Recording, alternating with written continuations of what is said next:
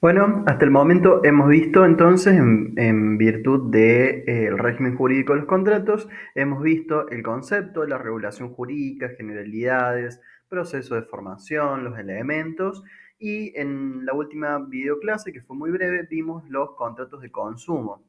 Ahora, ya con estas herramientas vamos a poder continuar estudiando específicamente los contratos derivados del ámbito turístico. Vamos a ver en primer lugar el contrato de viaje. Vamos a ver que este es el contrato más habitual que se da en el ámbito de las empresas de turismo, de las agencias de turismo, porque es el contrato que vamos a celebrar entre nuestro cliente, que es el turista, y nosotros que somos el agente de viaje. Entonces, la idea es que vayamos viendo un poco cuáles son las distintas regulaciones y derechos y obligaciones que van a surgir a partir de este contrato, que se va a tornar como fundamental dentro de la actividad del licenciado, porque es el contrato con el que habitualmente tiene que trabajar. Entonces, vamos a ver y vamos a arrancar desde el principio estudiando el concepto del contrato de viaje o el contrato de agente de viaje. Vamos a decir que es el acuerdo jurídico que vincula al agente de viajes y al turista, es decir, que las partes de este contrato van a ser el agente de viajes y el turista. Así recuerden ustedes que como en el contrato de compra-venta, por ejemplo, teníamos al comprador y el vendedor, dentro del contrato de viaje vamos a tener el agente de viajes y el turista. Entonces, es el acuerdo jurídico que vincula al agente de viajes y al turista en donde el primero, es decir, el agente de viajes, se obliga a desarrollar todas las gestiones tendientes a lograr que los servicios contratados por el cliente se encuentren a su disposición, previo deber de información de manera tal que el turista comprenda lo que contrata. Entonces, lo primero que tenemos que analizar acá es el objeto del contrato. Recuerden que el objeto del contrato hace referencia a qué interés tienen las partes cuando contratan sobre algo. En este caso, el interés de las partes va a estar determinado por que el turista tiene interés en que el agente de viajes haga toda aquella gestión necesaria para que se concrete un determinado viaje. Entonces, primera característica que va a tener este contrato es que no el agente de viajes lo que hace es realizar los trámites necesarios para contratar el alojamiento, para contratar el servicio de transporte, para contratar servicio de excursiones, seguro médico, etcétera. En estos casos, el vínculo jurídico va a estar cerrado cuando el agente de viajes haya desarrollado todas esas gestiones para poner a disposición del cliente los servicios turísticos. Recuerden que el agente de viajes lo que hace es articular, predisponer, coordinar las acciones necesarias para generar la experiencia de viaje o la experiencia de turismo de su cliente, que es el turista. Todas esas cuestiones van a estar ligadas a través de un vínculo jurídico que es el contrato de viaje o el contrato de agente de viajes. Fíjense también que el concepto además de esta situación de que el agente de viaje tiene que predisponer y realizar todas las gestiones necesarias para que se encuentre a disposición los servicios turísticos para el cliente, fíjense también que nos impone como agente de viajes el deber de informar. Entonces nosotros tenemos que informar acabadamente las características del contrato para que nuestro cliente, nuestro turista, pueda comprender lo que efectivamente contrato. Dentro de este concepto también tenemos que hablar de los distintos subtipos de viajes en términos contractuales. Vamos a hablar de un viaje individual cuando lo contrate una sola persona o viaje colectivo cuando lo contrate más de una persona. A su vez, podemos hablar de un contrato o un subtipo de contrato unitario cuando el objeto del contrato está determinado únicamente por una sola prestación. Supongamos que me contratan para una excursión solamente o para una visita guiada. En ese caso, el contrato va a ser de carácter unitario porque es de una sola prestación. En cambio, cuando dentro del objeto del contrato de viaje o de agente de viaje, nuestro turista nos requiere que le gestionemos alojamiento, transporte, excursiones, seguro médico, etcétera, u otras prestaciones, Al haber más de un tipo de prestación, más de un tipo de servicio distinto, eso hace que nosotros tengamos un contrato de tipo combinado, porque tenemos distintos tipos de prestaciones que van a hacer a ese objeto del contrato, lo cual resulta totalmente válido y siempre tenemos que tener en cuenta esto. En el contrato de viaje, lo que va a suceder es que el turista me hace un requerimiento de servicios y yo como agente de viajes, en función de este contrato, lo que tengo que hacer es realizar todas las gestiones para que se concrete esa actividad turística por la cual me han contratado. Dentro de la cuestión de las partes, ya dijimos que en función del concepto surgen dos partes dentro de este contrato de viaje, el agente de viaje y el cliente o el turista. Y acá le he hecho una mención especial al decreto reglamentario de la ley de agentes de viaje, en donde se nos aclara que el cliente o el turista puede ceder su contrato. ¿Qué quiere decir esto en la práctica? Que puede ceder su lugar a otra persona. Ese es el principio. Pero eso implica que tengamos que consultar antes a los transportistas o al hotelero, en el caso de que haya contratado alguno de estos servicios, si no hay ningún obstáculo en proceder a realizar esa sesión de posición contractual. ¿Por qué hablamos de sesión de posición contractual? Porque supongamos que yo soy el agente de viajes y tenemos a Pedro, que es el turista. Pedro no puede ir a ese viaje, entonces le cede su viaje a María, que es su cónyuge, entonces va María a ese viaje. La regla es que se puede hacer esa cesión de posición contractual de cambio de turista, salvo que el transportista o el hotelero, dentro de sus condiciones generales, hayan impuesto alguna restricción al cambio de turista. Más de todo se da en el ámbito del transporte aéreo, que ya vamos a ver luego el contrato de transporte aéreo. Pero tenemos la obligación nosotros de conocer de antemano esta información respecto del transportista o del servicio de alojamiento y cuando va el cliente a contratar tenemos que decirle, cuidado, usted no puede modificar las personas que van al viaje. Entonces con eso ya también le damos la correcta información y puede optar o no por viajar con nosotros o elegir otro servicio. Fíjense también que es una facultad que tiene la agente de viajes que en el caso de que esa cesión de posición contractual, es decir, esa cesión de turista en donde Pedro no va al viaje y ahora va María, si hay diferencia de edad, puede cobrarse un 10% más de sobreprecio por ese cambio de edad, conforme lo establece el reglamento, perdón, el decreto reglamentario de la ley de agente de viaje. Bien, espero entonces que hasta ahora vaya quedando claro. Hemos dicho entonces que dentro del concepto tenemos las partes que hacen a este contrato de viaje, agente de viaje y turista o cliente. Y hemos hablado un poco sobre la prestación o el objeto que tiene este contrato de viaje, que es que la agente desarrolle toda aquella gestión necesaria para que se concrete el viaje, para que se concrete el servicio turístico. Muy bien, hemos visto entonces las partes, qué pasa con la cesión del contrato, qué pasa con el reemplazo del turista y ahora me interesa que veamos los caracteres de este contrato de viaje. En primer lugar, es un contrato no formal. ¿Por qué es un contrato no formal? Es un contrato no formal porque en el Código Civil y Comercial no se estipula que tenga que realizarse con alguna formalidad específica, con alguna formalidad concreta, este contrato de viaje. Entonces, no es necesario para su formalización alguna instrumentación específica, no es que tenemos que hacer por escritura pública o por un contrato escrito, etc.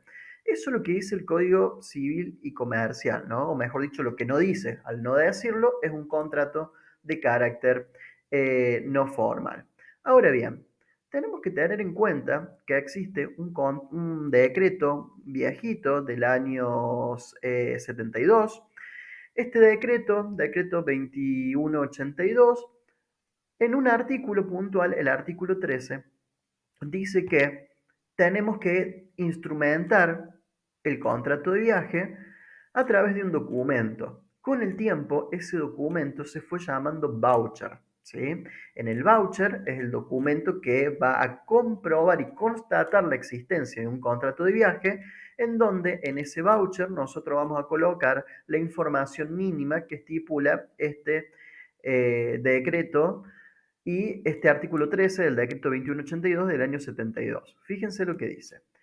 Vamos a incorporar en este instrumento los detalles del servicio a suministrar, la fecha de prestación del servicio, precio y condiciones de pago, plazo en relación a confirmación, desistimiento, cargo, reembolsos, indemnización en el caso de la cuestión de daños y toda obligación que asuma la agencia o el cliente. Siempre entre más completo esté el voucher, más resguardo vamos a tener nosotros como agente de viajes. Entonces, más allá de que es un contrato no formal y que la ley más importante, como es el Código Civil y Comercial, no exige que se documente por escrito, sí es interesante cumplimentar con este decreto y este artículo 13, en donde nos habla de que todo servicio que brinde una agencia de viaje tiene que estar instrumentado. Como les decía, por usos y costumbres comerciales en el ámbito turístico, ese documento se pasó a llamar voucher. Y es importante que en ese voucher que nosotros le damos a nuestro cliente, que va a representar, insisto, este contrato de viaje, tengamos allí toda la información relevante, incluidas las obligaciones que asumimos nosotros como agencia y las obligaciones que asumen el cliente o el turista. Por ejemplo, que tiene que llegar a horario al vuelo, de lo contrario, pierde el viaje. ¿Sí? Eh, Muy bien.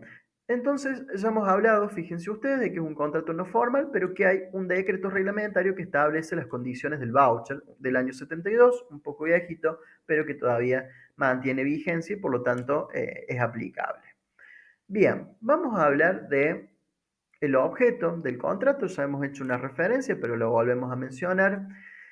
El objeto de este contrato va a ser que el agente de viajes procure un conjunto de prestaciones vinculadas a transporte o estadía con fines turísticos, asumiendo responsabilidad por ello. La característica de este contrato de viaje es que el agente de viaje no brinda el servicio de transporte ni de alojamiento.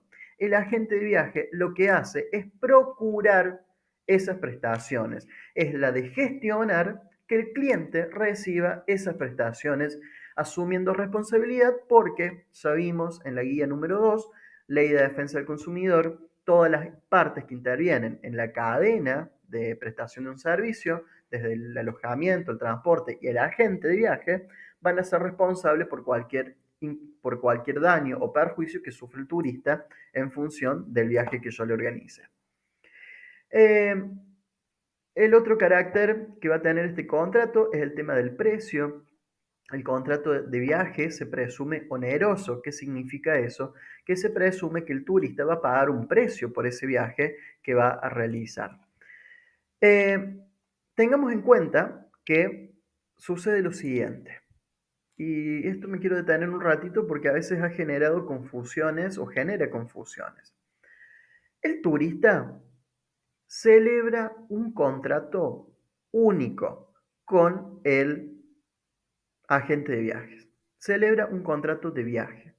El turista no celebra un contrato con el hotel, no celebra un contrato con el alojamiento. Por lo tanto, como es un único contrato por el cual el agente de viajes se va a obligar a celebrar otros contratos en representación del cliente o del turista, pero el vínculo que une al turista con el agente de viajes es un único contrato. Por lo tanto, el tema del precio tiene que pagarse de manera global. No se puede desmenuzar en el contrato de viaje distintos tipos de precios en función de los servicios contratados. Yo como agente de viaje tengo que unificar todos los servicios que le voy a gestionar en un único precio, porque es un único contrato. Además, tenemos que tener en cuenta que en principio no puede modificarse ese precio, salvo que haya un aumento muy generalizado de precios de las empresas prestatarias de servicios por las cuales yo como agente de viajes intervengo en representación de mi turista. En ese caso hay que llamar al turista, explicarle la situación, hacer un documento en donde consten estos aumentos y fijar un nuevo precio. Esta es una excepción. La regla es que el aumento no puede impactar en el turista salvo que sea muy ostensible o sea muy grave. Tengan en cuenta que al hablar de una excepción en el tema del precio, hay que ver que no le ocasionemos ningún daño con esta modificación que le hagamos porque puede activarse todo el tema de responsabilidad. Entonces, tengamos en cuenta esto. El precio en general no puede modificarse, salvo excepciones muy puntuales y muy concretas. Pero cuidado, en contextos inflacionarios como tenemos en Argentina, aún así, usar como regla la excepción puede ser peligroso en términos de responsabilidad. Por último, respecto a los caracteres, no quería dejar de mencionarles que el contrato de viaje se trata de un contrato de consumo. Ya hemos visto en la clase anterior cuáles son las características del contrato de consumo y a su vez acá agregamos esta palabrita que es contrato de adhesión. ¿Qué significa un contrato de adhesión? Es un contrato en donde generalmente las condiciones de ese contrato ya están preestablecidas y yo, como contratante, no tengo poder de modificar esas condiciones. Entonces, me tengo que limitar en aceptar o no la oferta que me hacen. Pero si la acepto, acepto todas las condiciones que están preestablecidas. Yo como parte en un contrato no intervengo en la modificación de esas cláusulas. Hay contratos que son de adhesión y hay contratos que no son de adhesión. Por ejemplo, si yo voy a comprar un auto, yo puedo sentarme a negociar el precio, puedo sentarme a negociar las condiciones de la entrega, pero por ejemplo, si voy a contratar un servicio de abono para mi línea telefónica, generalmente nosotros no nos sentamos a negociar con la persona que nos atiende en el call center, mira, yo te voy a pagar de esta fecha, te voy a pagar tal monto y quiero este servicio, este no lo quiero. Generalmente hay paquetes prearmados y yo me adhiero a alguno de esos paquetes. Entonces el poder de negociación disminuye para la parte más débil, que es el contratante, el adquirente. Entonces ahí es donde se activa toda la cuestión de derechos del consumidor, ¿sí? Y esto nos viene justo para hablar acerca del concepto de términos y condiciones generales. Los términos y condiciones generales esto es habitual cuando nos suscribimos a alguna página o abrimos alguna cuenta de correo en donde nos dice que hemos leído y aceptado los términos y condiciones generales, que generalmente nadie entra a leerlos, pero uno tiene que marcar el tilde para que poder seguir con el trámite que estemos haciendo. En las agencias de viajes hay una resolución, la 256-2000, que está vigente pero desactualizada porque no reconocía la cuestión de defensa del consumidor y también estaba vigente un convenio sobre transporte internacional, que era el convenio de Bruselas, que ya no está más vigente en Argentina. Eh, Estos términos y condiciones generales hacen referencia al conjunto, como dice el concepto, de obligaciones, derechos y precisiones que el agente de viajes enfatiza para dar claridad a su oferta, ¿sí? Es decir, que es un documento en el cual el agente de viajes va a exponer cuáles son las obligaciones y derechos que tiene el agente de viajes y el turista en relación a un determinado servicio que le brinda, ¿sí? Supongamos, allí podríamos hacer, se me ocurre ahora, nosotros brindamos servicio de transporte terrestre para viajar a Brasil. Dentro de las condiciones de términos y condiciones generales de ese servicio, podríamos incluir que el turista es exclusivo responsable de tener la documentación correspondiente al día, de lo contrario, no podrá cruzar la aduana y corre al cargo de turista el traslado de nuevo hacia su domicilio sin derecho a una compensación porque fue causa del turista, ¿sí? Que no llevó los papeles para cruzar la aduana. Entonces, Cuestiones como esa es posible incorporar en un documento. El agente de viaje tiene libertad para establecer las condiciones generales, los términos y condiciones generales, siempre y cuando no alteren el orden público, ¿sí? Yo, por ejemplo, en términos y condiciones generales, no podría disponer que el agente de viaje no es responsable absolutamente de ningún daño. ¿Por qué? Porque hay normas de orden público que sí dicen que soy responsable. Entonces, esos términos y condiciones no pueden ir en contra de esas normas que me dicen que tengo que hacerme cargo de los daños que puedan ocasionarse a partir de este contrato de viaje. Bien, vamos a recapitular lo que hemos visto hasta el momento. Dijimos contrato de viaje, ya vimos el concepto, subtipos, partes, caracteres. Hablamos de que es un contrato de adhesión y que esto nos venía justo para hablar del término y condiciones generales de los contratos de viaje, que el agente puede desarrollarlos con libertad, teniendo como límite el orden público. Muy bien, vamos a pasar ahora a los efectos que genera este contrato de viaje. Cuando hablemos de efectos, hacemos referencia a los derechos y obligaciones que van a tener las distintas partes que intervienen en el contrato. Que esto también ya lo hemos visto un poquito en la guía número 2, pero lo vamos a refrescar ahora, ya hablando de un contrato en particular. Muy bien. Hacemos referencia al agente de viaje que tiene distintos deberes, el de brindar información, realizar gestiones necesarias para la prestación de servicios y asistir al viajero. Brindar información, esto es porque hay que reconocer el trato digno al turista y a su vez necesitamos darle información para que pueda libremente contratar o no. Esa información que nosotros brindamos tiene que ser en un lenguaje claro, evitando tecnicismos propios del ámbito turístico o del ámbito contractual, y tenemos que incluir en esa información que brindamos todo aquello que haga a las características del servicio, restricciones o limitaciones, siempre ¿para qué? Para que el turista tenga toda la información necesaria para que pueda decidir libremente de contratar o no. Si yo como agente de viaje no doy la información necesaria, lo que me va a pasar es que me tengo que hacer responsable de los daños causados por no haber brindado la información respectiva o por no haber brindado la información relevante. En segundo lugar, hemos dicho que tiene que realizar las gestiones necesarias para la prestación del servicio. El agente de viaje es un intermediario entre el turista y las empresas prestadoras de servicios, alojamiento, excursiones, entretenimiento, seguridad, etc. Y siempre asistir al viajero, estableciendo canales de comunicación eficaz que sean rápidos, que sean certeros y que le brinden seguridad al viajero antes y después del desarrollo del viaje o de la actividad turística que hayan decidido contratar. Vamos ahora a los deberes que tiene el turista.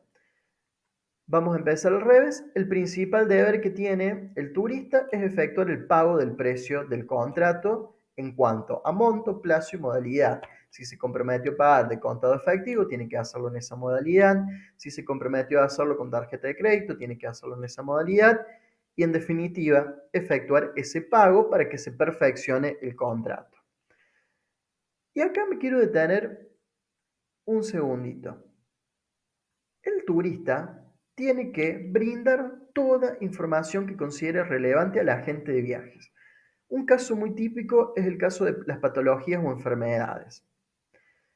Es de buena práctica de agente de viajes cuando nosotros le damos información y supongamos que es un destino turístico de mucho calor, de humedad, entonces a lo mejor a una persona con hipertensión o problemas cardíacos les resulta nocivo o peligroso. Es de buena práctica que el agente de viaje sea quien le pregunte si tiene algún tipo de patología o algún inconveniente de salud, por ejemplo. Y en eso tenemos que dejar constancia en el voucher si es que decide comprar ese servicio turístico que estamos brindando. Más allá de que es una obligación que tiene el turista, es de buena práctica, insisto, y es para respaldarnos nosotros ante un eventual reclamo judicial que le indaguemos un poquito sobre la historia de vida y la salud del turista cuando es un destino que requiere cierto nivel de exigencia. Pero básicamente entonces los deberes del turista son estos dos, ¿no? Proveer información, pagar el precio conforme lo hayan acordado las partes. Y por último, me interesa que veamos la cuestión de la rescisión del contrato. Los contratos, a ver, jurídicamente los contratos nacen con la finalidad de que se cumplan, pero puede pasar que el contrato no se cumpla o no se lleve a cabo, en este caso, que el servicio no lo podamos brindar, por rescisión. La rescisión es cuando una de las partes decide dejar sin efecto ese contrato de manera unilateral. Es importante destacar que la rescisión no es gratuita, es decir, hay que ver el motivo de por qué una de las partes no va a seguir con ese contrato. Y ahora vamos a ver los distintos casos, perdón, de rescisión del contrato. Insisto, rescisión del contrato, el contrato se extingue antes de que se cumpla, ¿sí? El contrato puede ser rescindido parcial o totalmente por el turista, ya sea con causa o sin causa. En el caso de que el turista decida rescindir el contrato de viaje, el agente de viaje puede requerirle una indemnización equivalente al 10% del monto total del contrato en concepto de gastos. Esto lo dispone el decreto reglamentario de la actividad de agentes de viaje, ¿sí? Es decir, que en el caso del turista, viene el turista a nuestra agencia y me dice, che, mira, no puedo viajar por X motivo o no, ni nos dice la causa. En ese caso, yo le tendré que devolver el precio, pero le puedo retener un 10% del monto en total en concepto de gastos, ¿sí? Después tenemos, y acá es más complicado, cuando es la propia agencia la que no puede prestar el servicio y decide rescindir el contrato. Fíjense lo que dice acá. La agencia, todo esto viene del decreto reglamentario de agentes de viaje, ¿no? La agencia solo puede cancelar sus viajes cuando el Ministerio de Turismo disponga que existe una causa justificada para ello. De lo contrario, una agencia no podría cancelar sus viajes, ¿sí? Y si los cancela puede ser susceptible de multas e incluso de la inhabilitación para ejercer la actividad turística. Entonces, cuidado con esto. Un viaje en principio no se puede cancelar, ¿tá? Vamos a ver ahora cuándo el Ministerio de Turismo puede disponer la cancelación de un viaje. Cuando existe situaciones de fuerza mayor o caso fortuito, que puede ser de distintas circunstancias, puede ser un suceso imprevisible e inevitable, supongamos un huracán, entonces no puede despegar el vuelo. Y debemos tener en cuenta que tiene que ser una situación ajena al riesgo propio de la actividad, ¿sí? Es decir, supongamos, estamos en un hotel y hay un incendio que se originó en un loteo cercano, pero viene al hotel y por eso no podemos alojar al turista. En ese caso, sí es un caso de fuerza mayor o caso fortuito porque no intervino la actividad en la generación de esa situación. En cambio, si el pasajero, la persona que se va a alojar, no pudo alojarse porque se generó un incendio por las instalaciones eléctricas del hotel, en ese caso no podemos suspender el viaje y me tengo que hacer responsable de reubicar al pasajero o indemnizarlo por los daños causados, ¿sí? Este deber de responsabilidad no puede sustituirse, ¿sí? Entonces, no puede dispensarse la responsabilidad de seguridad. Nosotros tenemos como agentes de viajes que velar por la seguridad de nuestro turista. De lo contrario, podemos ser responsables por los daños que sufra el turista. Vamos ahora a ver el otro supuesto, cuando en un viaje individual, pese a la debida diligencia, no se pueden disponer por causas ajenas a su voluntad la reserva del hotel, transporte u otro servicio esencial. Supongamos que nosotros como agente de viajes celebramos todas las diligencias necesarias, le contratamos el vuelo, resulta que ese vuelo está sobrevendido, ¿sí? Ya vamos a ver después en contrato de transporte aéreo qué pasa. Pero supongamos que es un vuelo sobrevendido y justo nuestros turistas, que son dos, no los dejan embarcar. En ese caso, como es una situación ajena al agente de viajes, y el agente de viajes actuó previamente de manera diligente porque hizo las contrataciones, etcétera, en este caso es posible cancelar el viaje y después se lo reubicará en función del transporte, pero también es posible efectuar la cancelación en este caso porque hay una causa que es ajena a la responsabilidad del agente de viaje.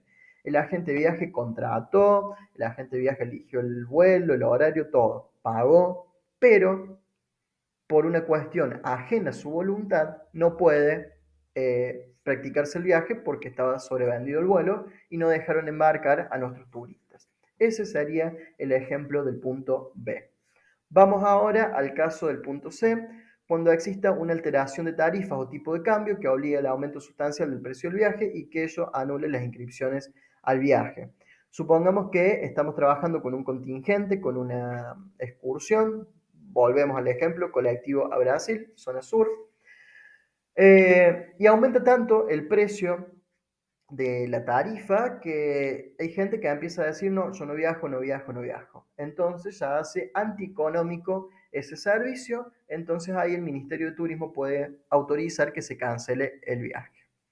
Y por otro lado, cuando también trabajamos con contingentes, supongamos, y que tenemos plaza para 20 pasajeros y se nos inscriben en el viaje 2. También es antieconómico, por lo tanto, puedo solicitar al ministerio que me autorice esa cancelación del viaje. Pero cuidado, solamente voy a poder cancelar el viaje siempre y cuando que cuando publicito esa oferta turística, yo ponga una leyenda que diga sujeta a una cantidad mínima de pasajeros inscriptos. ¿Sí? De lo contrario, tengo que garantizar el viaje. Por eso vuelvo a insistir, cuidado con el tema de la publicidad. El tema de la publicidad nos puede jugar muy a favor, pero también nos puede jugar en contra. Por lo tanto, tenemos que ser responsables a la hora de efectuar la publicidad de los servicios turísticos que nosotros hacemos. Fíjense ahora eh, lo que pasa cuando la agencia de viajes decide cancelar un viaje previa conocimiento del Ministerio de Turismo. La agencia, si no encuadra dentro de los supuestos que acabamos de mencionar, tiene que indemnizar a el turista que se vio perjudicado por esa rescisión del contrato de viaje, tiene que devolverle el valor íntegro que pagó y además indemnizarlo con una multa de entre el 10 al 30% extra, según lo disponga el Ministerio de Turismo. ¿Sí?